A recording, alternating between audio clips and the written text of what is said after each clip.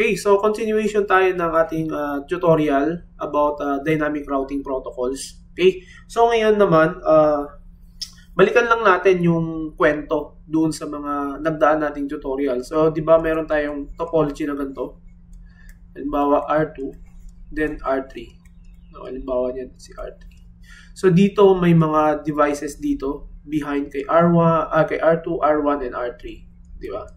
So, ang aim natin, bakit natin pinagtutuunan ng pansin yung configuration, no, dun sa ating mga routers is that kasi gusto natin yung mga devices natin doon sa network natin is reachable. Meron silang interconnectivity. Kung alam ba itong PC na to, di ba, is reachable kung ano man yung mga network devices na nandito kay R3, di ba? And then yung dito rin kay R2, dapat reachable sila. No? Kung ano man yung mga network devices na nandito, let's say PC, server, di ba? Server, printer, kung ano man yan, kailangan reachable sila. Okay? So, doon sa concept na dapat reachable sila, di ba, na nakita natin na mayroong pangangailangan or there is a need for us to do the so-called routing. No? Kasi by default, nalaman natin, by default, yung mga routers natin, ang tanging kaya niyang abutin ay yung mga networks lang that are directly connected doon sa kanilang mga interface. So, meaning to say, yung mga devices na connected dito sa network na to, yun lang yung reachable ni R1. Same as kay R2 and kay R3, I mean. So, para yung mga devices na remote kay R1, R2, or R3, para ma-reach nila yon o maabot nila yon o mapunta nila yon, sabi natin, kailangan nating mag-configure ng routing. At yung routing na yon, di ba sabi natin, yan yung process of informing a router about yung remote networks, di ba? About yung remote networks and how to reach them. Diba? Yun yung proseso eh. So parang sinasabi natin kay R1 na R1, diba? R1 para ma-reach mo yung network P, network A halimbawa, network A na kay R2, diba? Padala mo dito. Or R1 para ma-reach mo yung network 3 na nandito kay R3, padala mo dito. Diba? Yun eh. Kasi by default, diba? By default, may kinalaman yan dun sa routing table ng mga routers natin, no? Kung ano yung laman ng routing table sa mga router natin, yun lang yung kaya nilang puntahan. Okay. So, ayun na, no? So, ang objective is maging interconnected yung mga devices natin. And the next is that kailangan mag-configure tayo ng routing para magkaroon ng interconnectivity yung mga devices natin doon sa network natin. Okay, sobrahin ko lang ha. Kaya lang, di ba, yung process ng pagko-configure natin ng routing na natutunan doon sa previous discussion natin is static routing. Di ba? Meaning, pag sinabi natin static routing, yan yung manual configuration ng routes, no? Manual configuration ng routes dun sa mga router natin. So parang ganito 'yan, no? Halimbawa si R1, kung may remote network siya, 'di ba? I-configure natin sa kanya, no? Sasabihin natin kay R1 manually. So parang ang ginamit nga natin doon is yung static routing ng command is IP route, 'di ba? IP route saan papuntang network, subnet mask, and then yung exit interface or yung next hop IP. Ganun yung ginagawa natin eh. Manual configure. Ibig sabihin, tayo ang nagdidikta kay R1 kung ano yung mga network na dapat kailangang alam niya at kung paano yung puntahan. No? So, manual way of configuring si R1 or yung mga local routers natin about doon sa mga remote networks natin. Kaya lang kasi pagka static or manual yung ginagawa natin ng pag-i-inform dun sa mga router about dun sa mga remote networks, medyo nakakapagod yun. Diba? Nakakapagod yun kasi every now and then, kapag meron kayong kailangan na i-inform na routes, dito sa example natin kay R1, kailangan mong i-type. So kung may 10 routing, kung may 10 network dyan, kailangan 10 times mong i-input. No? So 10 times mong ipapasok or i-configure yan. In this case, kay R1. So what if na lang kung ang topology mo ganito? Diba? R2, tapos R3, tapos may R4, diba? Ganyan. Tapos may R5. Ganyan, halimbawa yung topology mo, ganyan. So, every now and then na magdadagdag ka ng route ng networks kay R1, R2, R3, and R4, kailangan i-configure mo lahat yan kay R5. So, meaning to say, kapag ka nag-i-static routing ka or manual configuration, matrabaho. Ngayon ang tanong, anong gagawin natin para ma-ease yung burden natin ng pagkukonfigure ng ganun? No? So, dito pumapasok yung dynamic routing. No? Dynamic routing. Kasi sa dynamic routing, diba? Sa dynamic routing, instead na ikaw ang magkukonfigure doon sa mga local routers mo, regarding or about doon sa mga remote network, no, about sa mga remote networks, hindi mo na gagawin yun. Okay? Ang mangyayari na ngayon, yung mga router na mismo natin,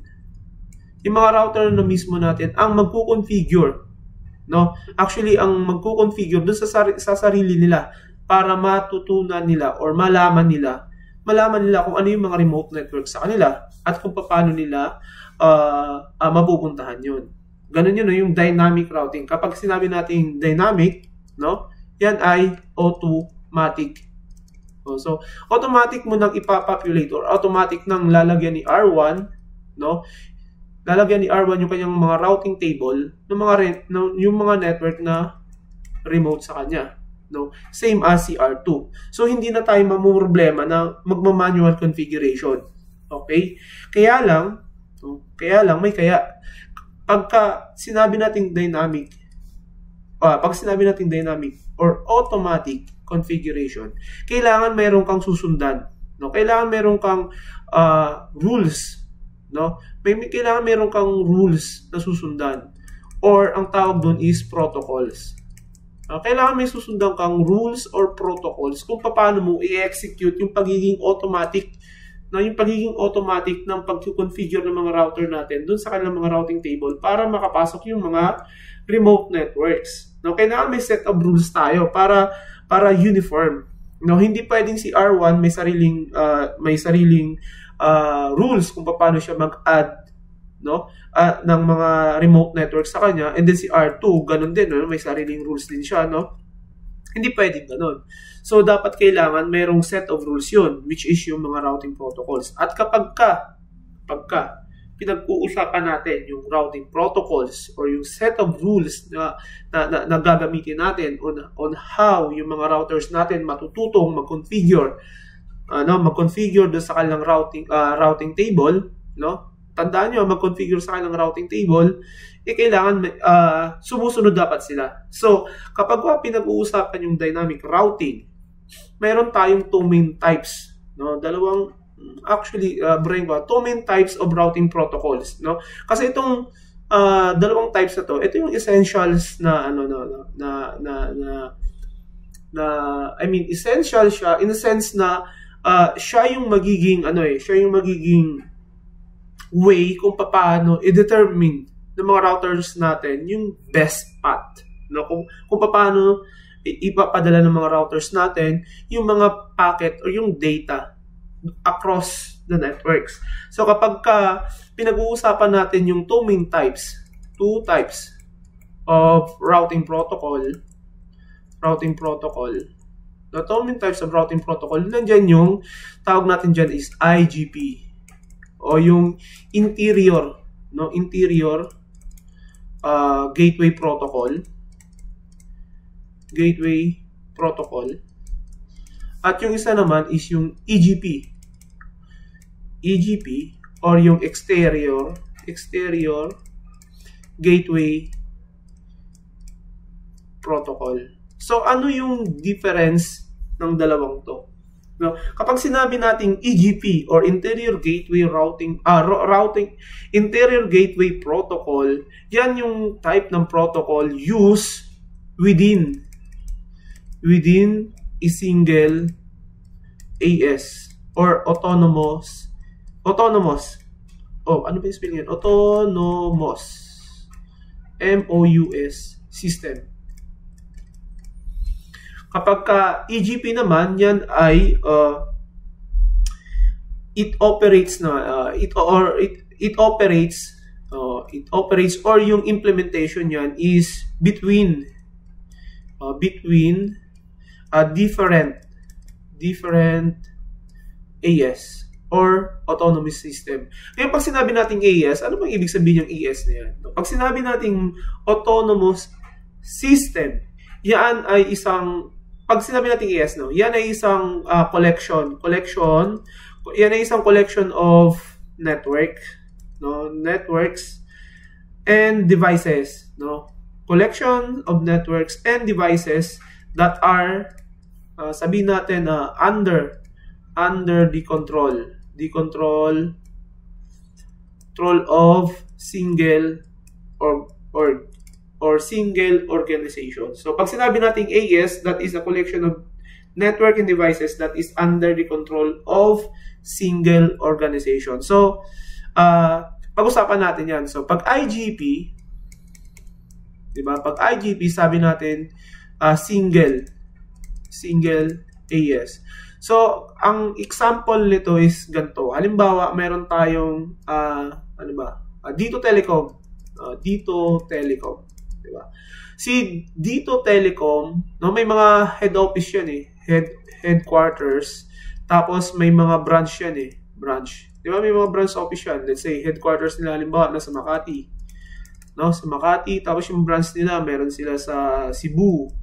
Diba? Meron sila sa Davao, di ba? Or meron sila sa Samba, Bulacan. Halimbawa na lang. Kung ano-ano lang, no?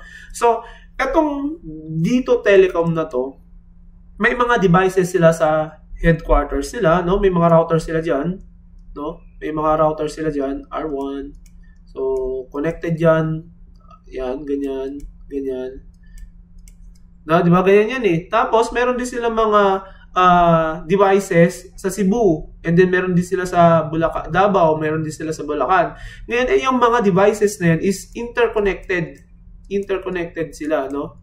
So interconnected sila, no? So that yung flow of information is within dito organization. So, ibig sabihin yung mga devices nila dyan, kung ano man yung mga protocols na ginagamit nila dyan para mag-connect yung mga branches nila from the headquarters, no? From the headquarters. Ang nangingialam lang dyan ay yung mga employee or yung mga taga Dito Telecom. Same as, like, halimbawa si Globe, di ba? Si Globe, meron din silang mga routers, no, na connected or belongs or nasa iba't ibang lugar, no?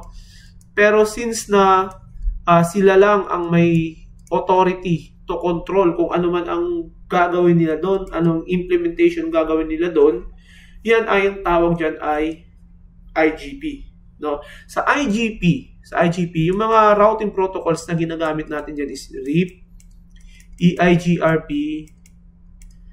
and then OSPF.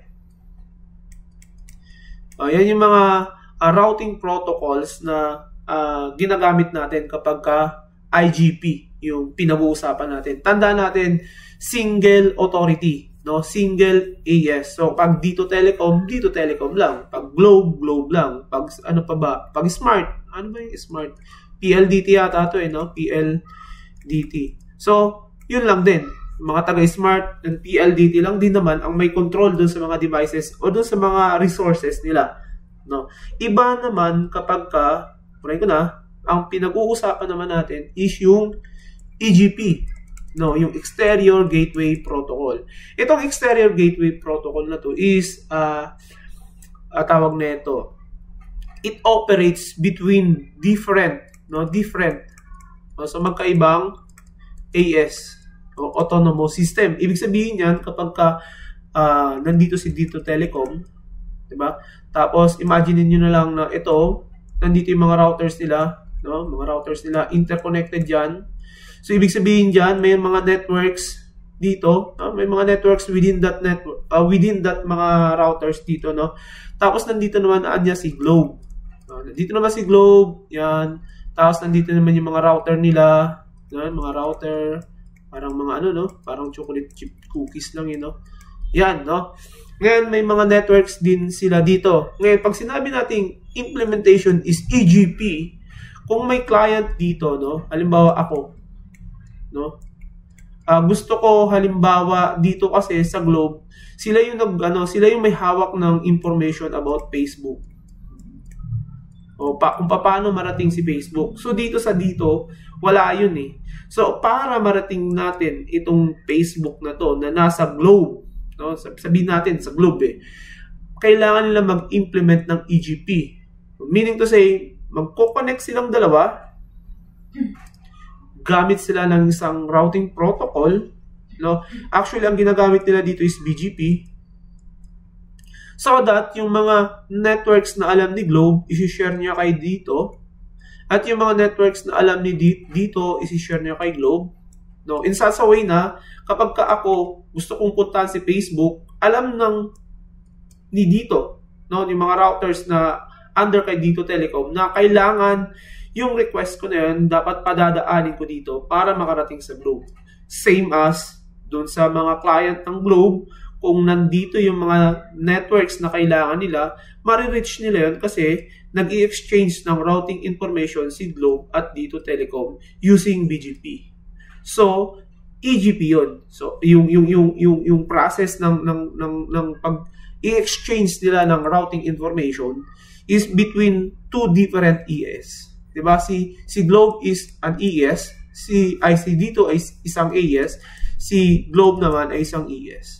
Okay, so yan yung implementation ng EGP at ang ginagamit nga dyan, sabi nga natin, ay BGP. Okay, so ano pa ba yung dapat nating tawag nito maintindihan dito sa ganong scenario, no? So recap ko lang kasi medyo lang talaga medyo tawag nito medyo kailangan muna natin ng theory bago tayo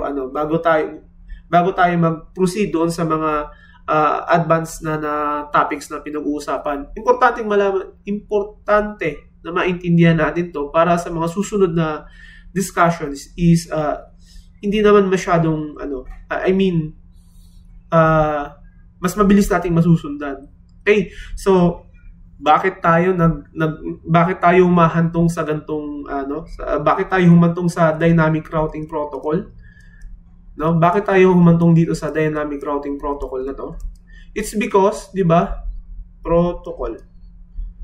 Bakit tayo humantong diyan sa gantong scenario? It's because kasi, 'di ba by default, yung mga router natin, yung mga local routers natin, ang kaya lang talaga nilang puntahan yung mga directly connected na networks nila.